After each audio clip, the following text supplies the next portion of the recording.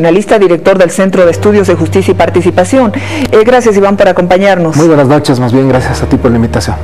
Este tema de la admisión de la demanda en contra de la reelección de Daniel Ortega, primero, 7 años, la CIDH lleva mucha carga procesal. ¿Qué es lo que ocurre en estos casos cuando hay muchos países que también han presentado demandas como el nuestro y después de 7 años que se dé y todavía tiene un largo proceso dentro de la CIDH?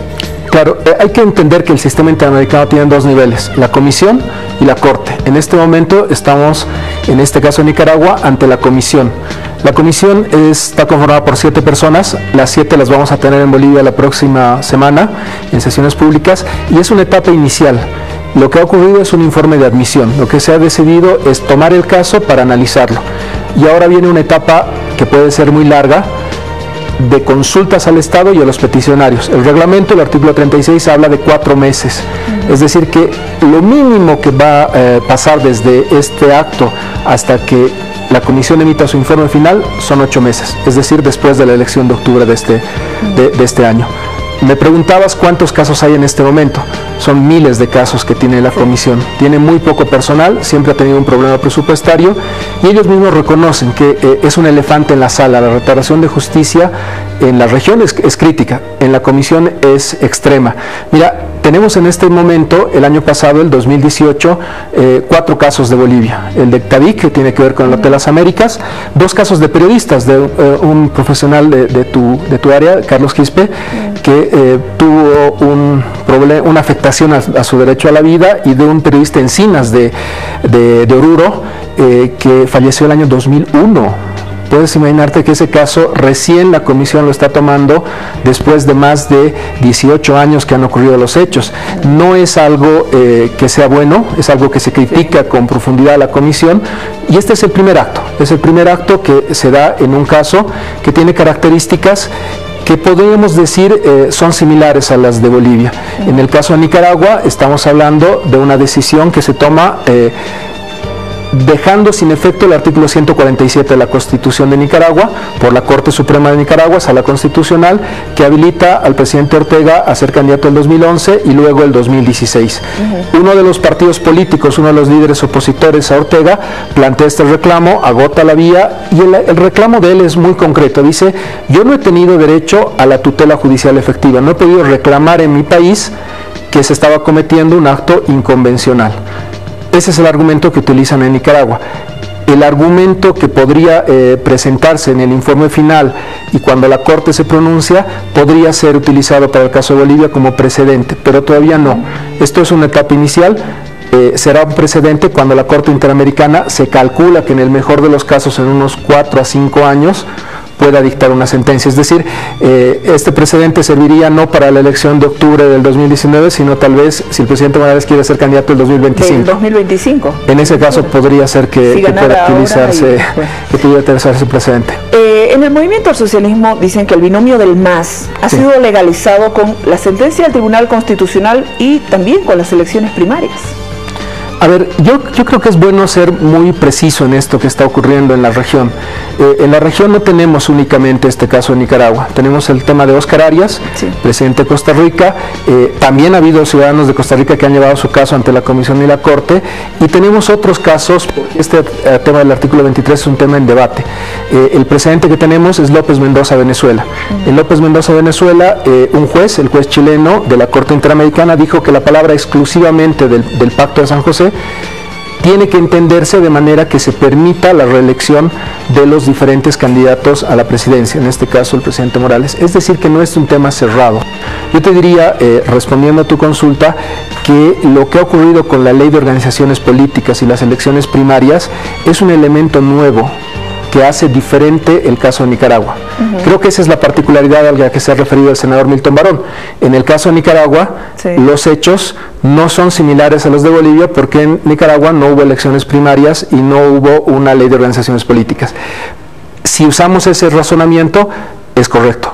Si los hechos no son similares, tú no puedes aplicar jurisprudencia, no puedes aplicar el caso de Nicaragua, porque habría un elemento diferente en el caso boliviano que blindaría la sentencia del Tribunal Constitucional. Eso es lo que está planteando Milton Barón. Está diciendo, no solamente hay una sentencia, como en Nicaragua, que tiene una sentencia, sino tengo una elección de voto en el que la gente ha podido ir a participar.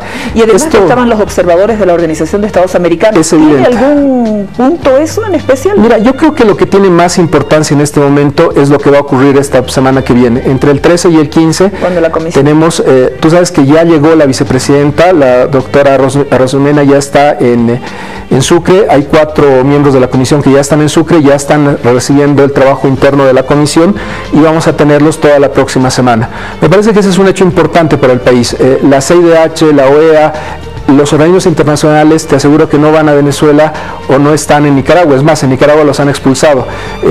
Creo que es algo bueno pensar que Bolivia está acogiendo eventos de esta naturaleza y me parece que todos vamos a tener la oportunidad de hablar. Los que estén a favor, los que están en contra, van a tener cerca en Sucre a los comisionados. Las audiencias son públicas. Ha anunciado recientemente la comisión que va a haber buses que salgan de la Plaza 25 de Mayo al centro de convenciones. Hay audiencias que van desde el día miércoles hasta el día viernes, van de 9 de la mañana a 6 de la tarde y es algo que creo que es muy importante que el país lo tome con seriedad y responsabilidad. Hasta el momento solo una audiencia ha sido suspendida, una audiencia que iba a tratar sobre las inversiones, los tratados de inversión y los derechos humanos. Los peticionarios han retirado su pedido y hay una reservada, que es de la reforma constitucional en Cuba. Las demás audiencias, yo creo, y es un llamado a los activistas de derechos humanos, van a ser muy importantes para el país. Se va a tratar el tema de los periodistas, cómo es su rol de importante y cómo defienden los demás derechos, la violencia contra la mujer, cómo está ocurriendo el tema del daño ambiental que hacen las empresas de industrias extractivas.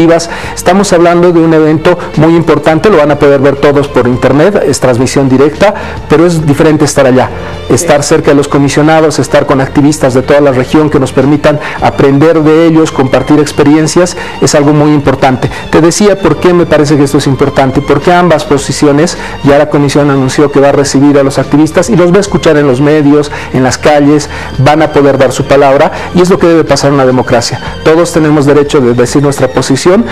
Creo que es un acto de democracia muy importante que lleguen acá, que estén acá los comisionados, pero tenemos que ser realistas. Los tiempos de la Comisión y la Corte son para el 2025, no son para octubre del 2019. El hecho de que el 171 periodo de sesiones se realice en nuestro país ya de por sí es una buena señal, porque estamos hablando de un estado donde hay una aparente tranquilidad, donde no hay convulsión social, donde están todas las condiciones dadas para que se dé un hecho como este. Definitivamente es algo importante, pero también es algo importante porque tenemos que actuar en unidad en el país. Yo creo que se va a dar un acontecimiento importante en junio en la sesión de la Asamblea General de la OEA. Tenemos posibilidades reales de que un boliviano llegue por primera vez como comisionado de la CIDH, de esta instancia máxima de los derechos humanos. Estoy hablando de Eduardo Rodríguez Belcé. Este momento es un momento importante que el país muestre cierta unidad y cierto nivel de lobby y relacionamiento. 4 de estos comisionados se van. Este es su último año. La presidenta de Jamaica, la doctora Arozamena, vicepresidenta de Panamá, terminan su periodo. Puede ser que quieran ir a la reelección. Ya se sabe de quiénes son los candidatos de los otros países. Hay un candidato de Guatemala, un activista, un exguerrillero del M-19 que está yendo por Colombia. Se habla de un candidato argentino, el doctor Rodríguez Belcé. Aparentemente va a haber 6 candidatos para 4 puestos. Tenemos una gran posibilidad de que el doctor Rodríguez pueda ser comisionado y eso sería un honor y un orgullo de alguna manera para el país. Creo que hablaría bien de que el país está haciendo un puntal en los derechos humanos y en la actividad jurídica. Creo que eso es algo bueno, es una buena noticia. Lo que sí debe quedar claro es que este movimiento que va a haber en Colombia en junio para elegir nuevos comisionados, este hecho que ha ocurrido con que salga justo ahora esta decisión de Nicaragua, es parte de la diplomacia y del funcionamiento de estos organismos de derechos humanos. Creo que la Comisión Interamericana ha sacado esto no por casualidad, sino porque venía un país en el que este tema del artículo 23 del pacto es una necesidad, es una urgencia. La comisión va a tomar en cuenta definitivamente lo que se llama amicus curiae, amigos de la Corte. Todos los bolivianos que quieran hacerles llegar comunicados pueden hacérselos llegar y esto es algo que tenemos que debatir en la academia, también en los medios, pero discutir sobre este artículo del pacto y sobre la reelección es una deuda de la región con las sociedades.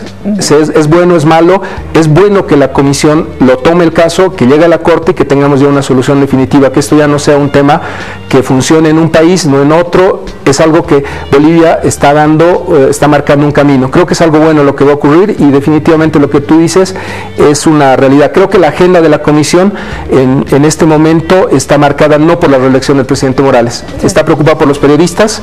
La cantidad de periodistas muertos hacen que tu profesión sea la más peligrosa del mundo en Latinoamérica. Hay un tema de violencia contra la mujer muy fuerte y tenemos situaciones críticas en Venezuela y Nicaragua. Creo que es la agenda de la comisión. No sé si este tema, como ha planteado uno de tus entrevistados, va a ser priorizado. Eso no existe en el reglamento de la comisión. Los casos se ven en orden cronológico y por eso han tomado tanto tiempo. No es que los nicaragüenses sean menos, es que la comisión atiende los casos en orden de llegada y lamentablemente tiene miles de casos antes que el caso de Bolivia del presidente Morales. Bueno, en rigor al reglamento no se tocan temas que conciernen al país en cuanto a la sesión, al periodo de sesiones, pero sí se van a recibir impresiones de la sociedad civil. Tú hablas que el hecho que se dé una sesión en nuestro país dice mucho en materia de derechos humanos. Sin embargo, no sé cuán bien estamos en derechos humanos, en el respeto a los derechos humanos, cuando el respeto al voto es uno de los derechos humanos más importantes porque te garantiza la democracia. El respeto a la Constitución Política del Estado también. ¿Qué pasa en materia de impacto ambiental? Tenemos 11 comunidades que están marchando precisamente porque se han dado autorizaciones para invadir sus territorios sin la consulta previa, informada y de buena fe. ¿Qué vamos a hablar de violencia a la mujer? Hemos superado la barrera de los 100 feminicidios en Bolivia. ¿Es una buena señal al margen del discurso que se pueda dar en el exterior lo que estamos viviendo internamente? Mira, yo creo que una de las cosas que me parece que es muy buena es este cambio que ha habido recientemente. Manuel Canelas, de Ministro de Comunicación, me parece que es una señal muy importante de inclusión de diferentes colectivos y de jóvenes. El tema de Adriana Salvatierra, me parece que somos el único país que tiene la mitad de mujeres asambleístas y hay en lo simbólico una construcción periódica que se está dando. Yo siempre he sostenido que el hecho de que Evo Morales tenga un estándar tan alto de protección de los derechos humanos debería ser que todos los bolivianos tengamos ese mismo estándar. En los temas que tú has planteado, la consulta previa es un derecho del Pacto de San José y debería nuestro Tribunal Constitucional, y si no lo hacen ellos, la Comisión y la Corte, recordarle al Estado boliviano que ese es un derecho del Pacto de San José garantizado para los pueblos indígenas. Lo propio en el tema de la mujer, la Ley 348 necesita que hagas una investigación efectiva. No puedes quedarte con la denuncia, necesitas sentencias, necesitas terminar los casos. Procesos judiciales, ¿no? Tutela judicial efectiva. Tenemos una grave crisis de la justicia y es algo muy importante recordar qué ha hecho la Comisión por Bolivia. Cuando vino en el momento más crítico de la dictadura, sacó el informe contra García Mesa. Cuando pasó lo de Mayapampa y Capacirca, sacó el informe sobre Mayapampa. Recientemente, en el 2008, sacó un informe sobre inclusión social en Bolivia y justicia. Ha hecho seguimiento en 2009 y esta visita debería, y te aseguro que va a ocurrir, mostrar que la crisis de la justicia necesita una solución. Y esta solución espero que sea en el estándar de la Comisión y la Corte, que es un estándar muy alto, de proteger a las mujeres, a los periodistas, a los indígenas y a los sectores más débiles. No solamente Evo Morales tiene que tener el estándar más alto.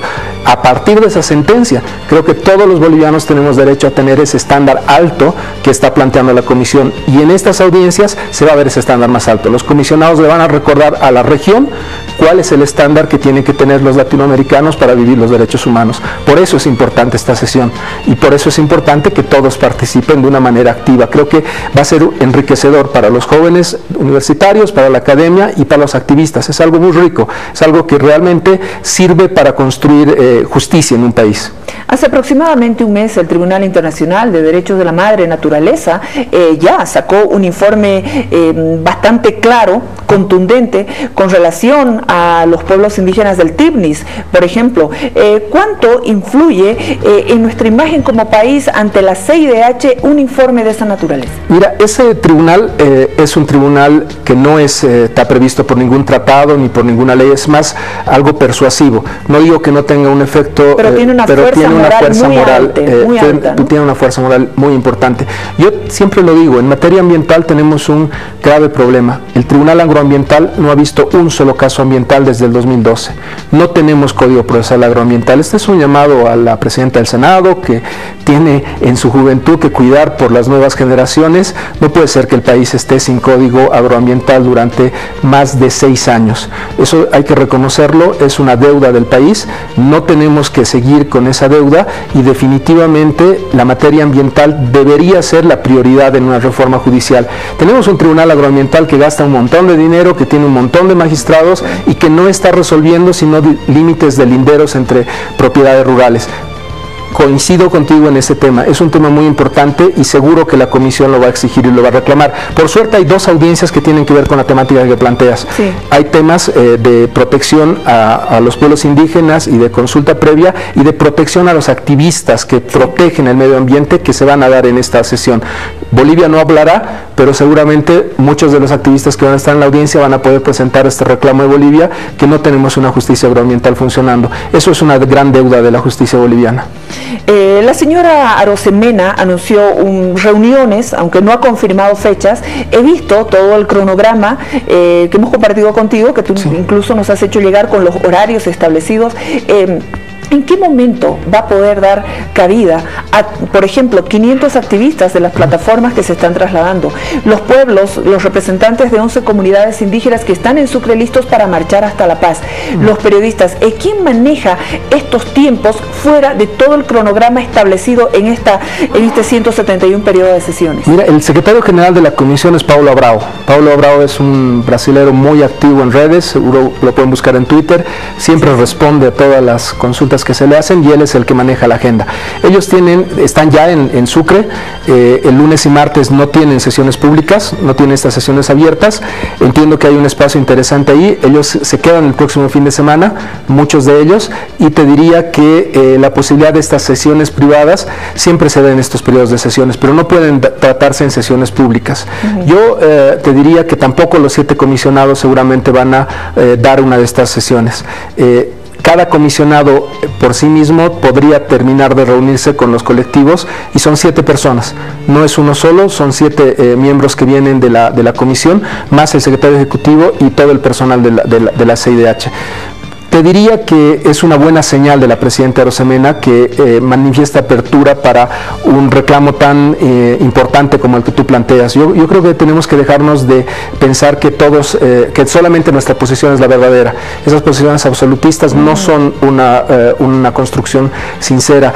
Lo que está pasando en este momento con los referéndums en el mundo está crítico. Lo que ha pasado con el referéndum de la paz en Colombia, que finalmente no se aplicó por una sentencia constitucional, el referéndum en Cataluña, que no se aplicó por una sentencia constitucional, y ahora el tema del Brexit, que se está por dejar sin efecto un referéndum tan importante por una decisión de la Corte Europea de Justicia, nos muestra que los referéndums también merecen ser discutidos. Es un tema que, te repito, tiene una posibilidad de debate y de construcción y de diálogo. Creo que el escenario está abierto para el debate en un escenario neutral. Yo creo que nadie va a poder acusar a estos 7 comisionados de que están con uno u otro bando. Que todos podamos hacer llegar posturas y discutir este tema en ese nivel es para lo que se ha creado la CIDH, para fortalecer democracia. Al final, el objetivo del trabajo de este organismo es acercar la comisión a la gente, al ciudadano, ¿no? Y obviamente la tutela de los derechos fundamentales, que ese es el objetivo, esa es la esencia de esta comisión. Ese es su objetivo y es una especie de filtro para la Corte. Este nivel del sistema interamericano, comisión, los que vienen ahora, que trabajan en Washington y son 7, tiene que pasar luego a la Corte Interamericana en San José de Costa Rica, también son 7, que va a dictar ahí sí sentencia y jurisprudencia. Por eso te digo que este camino es largo y se ve para futuro. Creo que este tema va a ser finalmente discutido por el pueblo boliviano como debe ser en octubre del 2019 con su voto. Parece que el árbitro va a volver a ser el pueblo boliviano y ese 21F que tanto se reclama va a tener que ser replicado en las elecciones de octubre del 2019. Parece que ni en lo internacional ni en lo nacional ningún tribunal va a solucionar algo que es una decisión de los bolivianos, si quieren o no quieren que Evo Morales siga como presidente. Ese es el tema que te podría decir como conclusión de esto. Me parece que los tiempos no les dan ni a la Comisión, ni a la Corte, ni a lo interno para resolver este debate entre bolivianos. Muchas gracias, Iván, por acompañarnos. Estamos listos, atentos a la presencia del CIDH. Iván Lima nos va a estar acompañando precisamente para poder analizar y reflexionar sobre lo que está ocurriendo en materia de justicia y derechos humanos. Gracias, Iván. Muchas gracias. Permítame ir a la pausa, por favor. Enseguida también tenemos una presencia de lujo, el escritor e historiador Mariano Baptista Gomucio. Vamos a hablar un poco del legado de René Zabaleta Mercado. Aguárdenos unos segundos, le aseguro que le va a gustar. En instantes vuelve la programación de